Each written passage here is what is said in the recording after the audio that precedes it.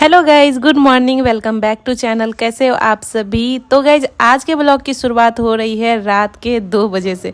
जी हाँ, अभी रात के हो रहे हैं 2। अभी मैं क्रिसु बेबी के साथ बातें कर रही हूँ, उसको गोद में लेकर के थोड़ा खिला रही हूँ। मैं पिछले ब्लॉग में बताई ही थी, रात में ये जगाता है और दिन में सोता है। अभी तक तो मैं नहीं सोई हूँ, अभी 2 बज गए हैं। अब मुझे आ रही है नींद बहुत जोर की, तो मैं इनको जगा दी, फौजी साहब को। अब ये लेकर थोड़ी देर बैठेंगे। मैं सोच रही हूँ थोड़ी देर सो जाऊं। आज मुझे पता नहीं क्यों ऐसा लगा कि इसको फीवर है, तो इसलिए अभी हम लोग चेक कर रहे हैं। इससे नॉर्मल थर्मामीटर जो आता है मैनुअल वाला, उसी से मैं चेक कर रही हूँ। मुझे यहाँ हंसी आ रही थी इनके सुलाने के तरीके से, आप लोग भी देख सकते हैं। तो हम लोग गाइस कुछ भी कर ले, कोई तरीका काम नहीं आता है। वो अपने मन से जागता है, अपने मन से सोता है, ऐसे परेशान नहीं करता। बस जागता रहता है, टुकुर टुकुर देखता रहता है, और बस उसको गोदी चाहिए और कुछ नहीं। रोता वोता कुछ नहीं है, ज्यादा परेशान नहीं करता है, बस उसको गोदी चाहिए, इतना ही है। अभी गाइस रात के 3:30 बज रहे हैं। मम्मी दोनों उठी है सरगी के लिए, आज जितिया पर्व भी है ना, तो इसलिए मम्मी लोग उठी है सरगी के लिए। मैं बीच में थोड़ा सोई थी, फौजी साहब बेबी को पकड़े थे तो मैं थोड़ा सो गई थी। तो मम्मी लोग अभी खाएंगी, इसके बाद पूरा दिन आज फास्टिंग में ही रहेंगी। अभी 3:30 से 4:15 तक टाइम है सरगी का। मैं भी मम्मी लोग जो प्रसाद चढ़ाई वो खा ली, बस प्रसाद ही खाई। और दही चूड़ा खाने का रिवाज है, मम्मी लोग भी खाते हैं दही चूड़ा, और बच्चे लोग होते हैं ना, वो सब भी खाते हैं। पर मुझे अभी खाने का बिल्कुल भी मन नहीं किया, तो मैं सुबह ही खाऊंगी। अभी मैं जा रही हूँ सोने के लिए। अभी सुबह के हो रहे गए 6। मम्मी लोग पूजा करके 3 बजे जो उठी थी, 3:30 में सो गई थी। दोबारा खाना वगैरह खा करके फौजी साहब को अभी मैं दे दी हूँ बाबू को, उसको फीड करवा करके, उसके डायपर वगैरह चेंज करके। अब मैं भी थोड़ा नाश्ता वगैरह कर लेती हूँ। आज तो पूरी रात में सोई नहीं। अब आज फास्टिंग मैं करूँगी नहीं, तो नाश्ता कर लेती हूँ और इसके बाद मैं भी चलती हूँ सोने के लिए। एकदम हेडेक सा हो रखा है, पूरी रात में नहीं सोई हूँ।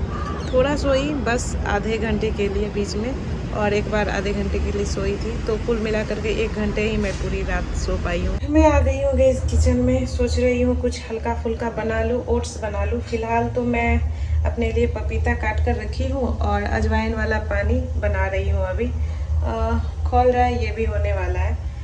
पपीता ना डिलीवरी के बाद बहुत अच्छा होता है, उससे पहले प्रेगनेंसी में तो नहीं खाने चाहिए। ये पका पपीता, ऐसे पका पपीता प्रेगनेंसी में भी खा सकते हैं, पर कच्चा तो बिल्कुल भी नहीं खाना चाहिए।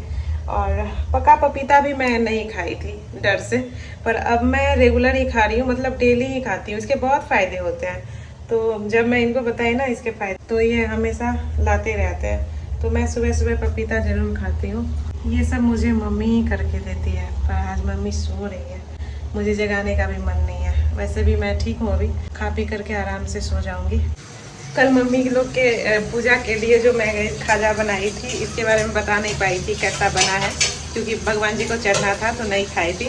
आज सुबह सुबह मम्मी लोग जो पूजा की थी उस टाइम मैं खाई थी 3:30 बजे, 4 बजे के आसपास। तो मुझे तो बहुत अच्छा लगा, पर पहली बार के हिसाब से अच्छा ही बना था। पर ना अगर मैं इसको और बेलती ना, तो इसके लेयर जो है ना ये और निखर करके आते। तो भगवान वाला अच्छा है फर्स्ट टाइम के अनुसार। अभी मम्मी खाना बना रही है मेरे और फौजी साहब के लिए, मुझे बनाने ही नहीं दी। मैं बोली मैं हम दोनों का बना लूँगी, पर बनाने ही नहीं दे रही। बस बोलती है रेस्ट करो रेस्ट करो। आप लोग भी बोलते हो रेस्ट करो आप दीदी, जितना रेस्ट कर सकते हो कितना ही रेस्ट करो। तो इस वजह भी ना एकदम से बॉडी पेन होने लगता है। मुझे गैस बहुत ज़्यादा अफसोस हो रहा है कि मैं ये वाला पर्व नहीं कर पाई, मतलब व्रत नहीं कर पाई जितिया का। मुझे बहुत ज़्यादा, और किसी भी व्रत का मुझे उतना एक्साइटमेंट नहीं रहता है जितना ये व्रत का इस बार पहली बार महसूस हो रहा है। मुझे बहुत ज़्यादा बुरा लग रहा है, पर क्या ही कर सकते हैं, ससुराल में नहीं होता है फर्स्ट टाइम, तो वो भी रखना पड़ता है ना बात। हेलो गाइज, अभी तो गाइज शाम हो गई है। मैं जैसे तैसे आज का नींद का जो कोटा होता है वो पूरा की हूँ। 4 घंटे मुझे लगता है, 3 से 4 घंटे मैं सो ली हूँ रात से अभी तक। ऐसे अब तो पहले जैसा कुछ नहीं है कि 6 से 7 घंटा 8 घंटा भी नींद ले लो, अब ऐसा कुछ नहीं है। अभी तो वही 3-4 घंटा का नींद ले लो, वही काफ़ी है। तो अभी क्रिसु बेबी की वजह से उठी थी, मैं सोई हुई थी, इसी के रोने से मैं उठ गई। इसको ना हिचकी आ रहा था, तो इसलिए ये अचानक से उठ गया, नहीं तो मैं सुला करके सोई थी। पता नहीं इतने ज़्यादा उसको हिचकी आते हैं, बहुत ज़्यादा आते हैं। मैं डॉक्टर से पूछी भी तो बोले न्यूबॉर्न के लिए नॉर्मल है इतना, और वो खुद ही बोले बहुत लंबा लंबा आता होगा ना। तो मैं बोले हाँ, कभी कभी तो आधे घंटे तक के लिए आता है उसको हिचकी, वो परेशान हो जाता है एकदम से। अभी मैं ये लेकर के बैठी थी तो रोने लगा, मैं मम्मी को दे दी कि थोड़ा सा घुमा देगी, तो बहुत रो रहा था, मतलब ज़्यादा भी नहीं रो रहा था, थोड़ा वो कहीं एक जगह लेकर के बैठो तो उसमें भी थोड़ा इरिटेट हो जाता है जब उसको हिचकी आता है। तो प्रेगनेंसी सिम्टम्स पे बहुत सारे क्वेश्चन आ रहे थे कि आपके क्या क्या सिम्टम्स थे, तो मैं सोची चलो आज बताते ही हैं। वैसे मैं सेकेंड ट्राइमेस्टर तक का बताई हूँ पिछले ब्लॉग में, थर्ड ट्राइमेस्टर का मैं नहीं बताई थी। तो मेरे तो कुछ ज़्यादा सिम्टम्स नहीं थे प्रेगनेंसी के। शुरू में मुझे बस फर्स्ट ट्राइमेस्टर में स्मेल करने का वो होता है ना, हर चीज़ गंदा गंदा स्मेल करता था और खाना वगैरह नहीं खाया जाता था, बहुत कम ही चीज़ें मैं खा पाती थी। और दूसरा शुरू से मेरा एक ये भी था कि मेरे बैक पेन बहुत हो रहे थे, तो मेरे बैक पेन बहुत होते थे, मतलब बहुत ही ज़्यादा होते थे, नॉर्मल नहीं होता था, बहुत ज़्यादा होते थे, तो बहुत ज़्यादा दबाना पड़ता था बैक में।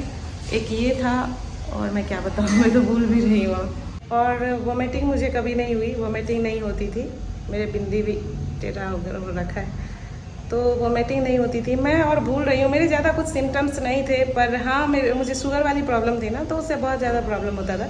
बहुत सारी चीज़ों की क्रेविंग होती थी, बहुत ज़्यादा खाने का मन होता था, कुछ से कुछ, मतलब कुछ से कुछ नहीं, कुछ हेल्दी चीज़ भी खाने का मन होता था तो वो भी मैं नहीं खा पाती थी। तो कुछ ये वाला था, शुगर की वजह से मैं नहीं खा पाती थी खाना, तो ये था प्रॉब्लम। और बाकी तो मुझे बैक पेन बहुत रहा है, एक्सट्रीम वाला बैक पेन रहा है, तो एक वो प्रॉब्लम और शुरू में खाने का प्रॉब्लम। बाकी हाँ, थर्ड ट्राइमेस्टर एंटर करते करते हैं 7.5 महीने से ही मेरे लोअर एब्डोमेन में बहुत ज़्यादा पेन होता था। ये पेन मुझे लगता है किसी किसी को 8 लास्ट, मतलब जब 8 मंथ कंप्लीट होता है, 9 में एंटर करते हैं लोग, उस टाइम अधिकतर लोगों को होता है, पर मुझे 7.5 महीने से लोअर एब्डोमेन में बहुत ज़्यादा पेन होता था। मैं डॉक्टर को बोलती भी थी तो वो बोले नॉर्मल है, मतलब जब बच्चा बड़ा होने लगता है ना तो वो पेन रहता है, तो मुझे बहुत पेन होता था, मुझे करवट लेने में बहुत प्रॉब्लम होती थी। बाकी प्रेगनेंसी में हार्मोनल चेंजेस होते हैं, तो उसमें रोना धोना, कभी हंसना, ये सब तो लगा ही रहता है। तो मैं कभी कभी बहुत ज़्यादा इमोशनल हो जाती थी, तो बहुत रोने लगती थी। जब ये टाइम से ड्यूटी नहीं आते थे तो उस टाइम भी ऐसा लगता था, और यहाँ अकेले भी थी ना, पर 7 मंथ में जब मेरी माँ यहाँ आ गई तब से ये ख़त्म हो गया, तब से अच्छा हो गया, फिर मन लगने लगा मुझे। 8 मंथ जब मेरा लगा, इसके बाद सासू माँ भी आ गई, इसके बाद पूरा घर भरा पूरा रहा, तो सब अच्छा है। अभी मेरे पोस्ट पार्टम के बारे में अगर मैं बताऊं, डिलीवरी के बाद का, तो मुझे स्ट्रेस बहुत ज़्यादा होता है अपने बेबी को लेकर के। मुझे लगता है मैं बहुत ज़्यादा पॉजिटिव हूँ, उसको मैं 1 मिनट भी नहीं छोड़ सकती। अभी मैं वीडियो पता नहीं कैसे बना रही हूँ, अभी मम्मी को संभालने दे दी हूँ तो ठीक है ऐसा, पर उसको मैं छोड़ती नहीं हूँ। और बहुत ज़्यादा मुझे ऐसा लगता है अगर मैं उसको छोड़ करके वीडियो बनाऊँ या कुछ भी करूँ, तो मुझे लगता है कि मैं उस पर ध्यान ही नहीं दे रही हूँ, जबकि मैं 24 घंटे उसी के पास रहती हूँ। तो मुझे थोड़ा स्ट्रेस है इस बात का, ऐसे घर में कोई प्रॉब्लम नहीं है, सब अच्छे हैं, सब केयर भी करते हैं मेरा। आज भी मम्मी लोग का फास्टिंग था, मुझे खाना भी बनाने नहीं दिए, तो ये सब का मुझे कोई टेंशन नहीं है। और प्रेगनेंसी सिम्टम्स मैं क्या बताऊँगी, मुझे फ़िलहाल तो अभी याद नहीं आ रहा है। सबसे ज़्यादा तो प्रॉब्लम ये शुगर वाली थी, शुगर की वजह से बहुत प्रॉब्लम हुई है। मैं पिछले कई ब्लॉग में बहुत कुछ उससे रिलेटेड शेयर की हूँ, उससे बहुत प्रॉब्लम रही है। दूसरा बैक पेन, और हाँ बैक पेन से बहुत प्रॉब्लम रही है। बाकी मैं बहुत एक्टिव थी, सारा काम कर ही रही थी। मैं जिस दिन मुझे डिलीवरी के लिए जाना था हॉस्पिटल, उस दिन तक मैं खाना बनाई हूँ। मैं बहुत ज़्यादा एक्टिव थी, एक्सरसाइज वगैरह भी कर रही थी, और कभी कभी छूट भी जाते थे एक्सरसाइज, ऐसा नहीं है कि डेली ही मैं कर रही थी, पर हाँ मैं बहुत एक्टिव थी, घर के काम भी कर रही थी। पर जब से मम्मी आई थी ना 7 मंथ से, कुछ काम कम हो गए थे, पर मैं खाना फिर भी बनाती थी। और बाकी मेरे डिलीवरी में क्या क्या प्रॉब्लम आई, कैसे कैसे क्या क्या हुआ, वैसे नॉर्मल हुई है, सबको पता ही है, पर अगर जानना चाहते हैं तो ये पिछले ब्लॉग में मैं बताई हूँ, मतलब 4-5 ब्लॉग पीछे मैं बताई हूँ, तो वहाँ जाकर भी आप लोग देख सकते हो। और कोई प्रॉब्लम नहीं था, बस इतना ही था। आज के दिन भी मम्मी लोग मुझे आराम देने की फिराक में ही है, पर आराम की ज़रूरत है उन लोगों को। मैं हटा दी और अभी बना रही हूँ सब्जी और रोटी, 2 ही का तो बनाना है, मैं और फौजी साहब ही खाएंगे बस। और मुझे गाइस अगर मैं बताऊँ प्रेगनेंसी में मेरे बॉडी में क्या क्या चेंजेस आए, अगर मैं बॉडी वेट का बात करूँ कि मेरे वज़न कितना बढ़े थे प्रेगनेंसी में, तो 7 केजी तक बढ़े थे, और डिलीवरी के 2 दिन बाद वो 5 केजी कम हो गए और 2 केजी फिलहाल अभी का तो मैं नहीं जानती, पर मुझे अभी भी लगता है थोड़ा वेट है 2-3 केजी पहले से ज़्यादा। बाकी तो मेरे वेट ज़्यादा नहीं बढ़े, किसी किसी के 10 केजी 15 केजी तक भी बढ़े। जी रोटी मैं गाइस बना ली हूँ और अभी थोड़ा कर ले रही हूँ चावल फ्राई। इनको चावल फ्राई बहुत पसंद है। थोड़ा दोपहर का बचा हुआ था तो सोची चलो थोड़ा ये भी कर लेते हैं। और ये सब्जी धो करके फ्रिज में रख रहे हैं, मतलब पूरा फ्रिज ही साफ़ कर रहे हैं। आज कुछ सब्जियाँ फौजी राशन में जो आता है इनको वो भी आया हुआ था, और कुछ सब्जियाँ और फ्रूट इन्होंने मार्केट से भी मंगाया हुआ था, तो पूरा फ्रिज फुल हो रखा है। तो अभी ये पूरा साफ़ कर ले रहे हैं और सब्जियों को पहले ही धो करके ये रख लेते हैं, ऐसे बाद में भी धोते हैं, पर जब ये सब्जियां लाते हैं ना तो एकदम पहले वॉश कर लेते हैं, इसके बाद रखते हैं। मम्मी डेली दूध के ऊपर जो ये क्रीम जमते हैं ना उसको अलग कटोरी में रख लेती है ताकि इससे घी निकाला जा सके, और हर सप्ते घी निकाल लेती है, और ये फ्रीज में ही रहता है। मैं इसको भी अलग कर दी अभी दूध बॉयल जो की थी। और अब इधर मेरे चावल भी फ्राई हो गए हैं और अब मैं बनाने जा रही हूँ ओट्स। ओट्स बहुत अच्छा है, खासकर जो ब्रेस्ट फीड करवाते हैं ना तो उसके लिए बहुत अच्छा है। इससे दूध ज़्यादा बनते हैं और साथ में ड्राई फ्रूट्स वगैरह भी खाने चाहिए। ये सब बहुत अच्छा है ब्रेस्ट फीड करवाने वाले के लिए। पर आज मैं ये थोड़ा अलग तरीके से बना रही हूँ। इसे मैं आज थोड़ा भून करके बना रही हूँ। तो ओट्स को मैं थोड़ा इसमें भून ले रही हूँ और फिर इसमें जब ये अच्छे से भुना गए तो इसमें दूध डाल दी। दूध में थोड़ा ज़्यादा करके ही डालती हूँ, फिर ये बाद में गाढ़ी हो जाती है ना तो मुझे बहुत अच्छा लगता है ओट्स खाने में, खीर जैसा लगता है। दूध डालकर इसमें डाल दी इलायची और फिर शुगर मैं थोड़ा ही डाली हूँ, ज़्यादा नहीं डाली। बस अब इसे मैं छोड़ देती हूँ ऐसे ही मीडियम फ्लेम पर, और जब ये थोड़ा गाढ़ी हो जाएगी दूध तो ये रेडी हो जाएगा। और अब देखिए ओट्स हमारा रेडी है। और अब तो क्रिसू बेबी भी उठ चुका है। ऐसे ये सोया हुआ था तब मैं आई थी किचन में, अभी फौजी साहब संभाल रहे हैं इसे। इसको फीड करवा करके मैं भी खाना लगा दी। आज बड़े दिनों बाद हम लोग साथ खा रहे हैं, ऐसे टाइम ही नहीं मिल रहा है, बेबी से फुर्सत ही नहीं मिलता है। और डिलीवरी से पहले भी कुछ दिन तक साथ में खाना छोड़ दिए थे, क्योंकि इनके साथ खाती थी ना तो मेरे शुगर बढ़ जाते थे।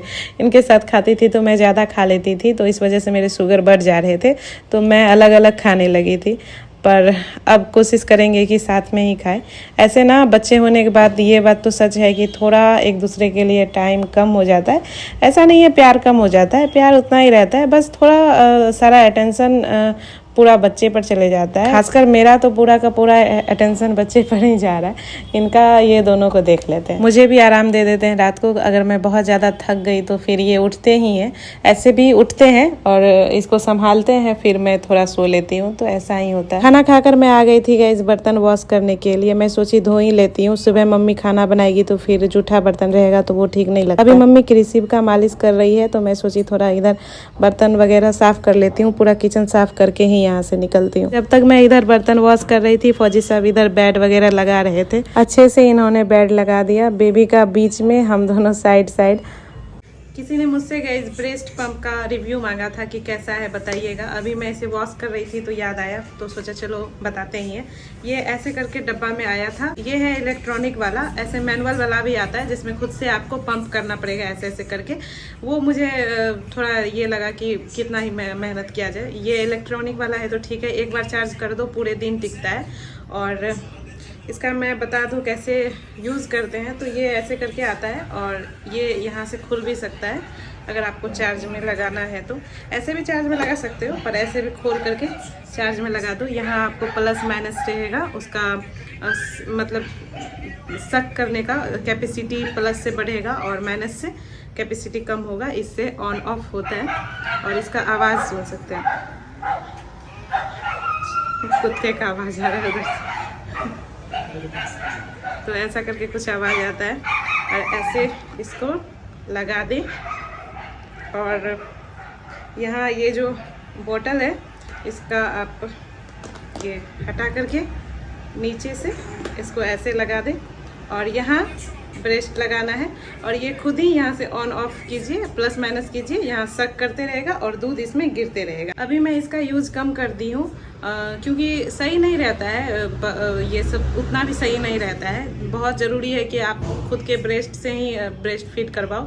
पर मुझे ज़रूरत पड़ गया था क्योंकि जब ये बीमार था तो उस टाइम थोड़ा शक करने में प्रॉब्लम हो रहा था। अभी ये ठीक है तो मैं बहुत कम यूज़ करती हूँ। आज तो बहुत ही कम की हूँ। आज सुबह ही की थी 5 बजे, इसके बाद मैं यूज़ नहीं की हूँ, अभी तक यूज़ नहीं की हूँ। अभी मैं वॉश करके रख दी हूँ, ज़रूरत पड़ेगा तो रात में यूज़ करूँगी, नहीं तो वो भी नहीं करूँगी।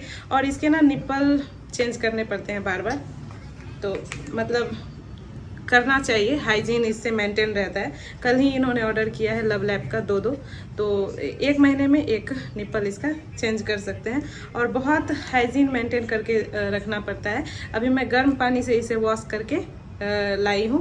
गर्म पानी से ही इसे जब जब फीड करवाओ तब वॉश कर लेना चाहिए, अच्छा रहता है। और इसका अगर प्राइस का बात करूँ तो ये मुझे 1300 का पड़ा था।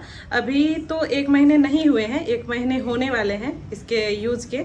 अभी तक तो मुझे कुछ भी प्रॉब्लम नहीं आया है, मुझे जहाँ तक है बहुत आसानी होती है। किसी को ज़रूरत होगा तो मैं इस टैग कर दूंगी, ले सकते हो।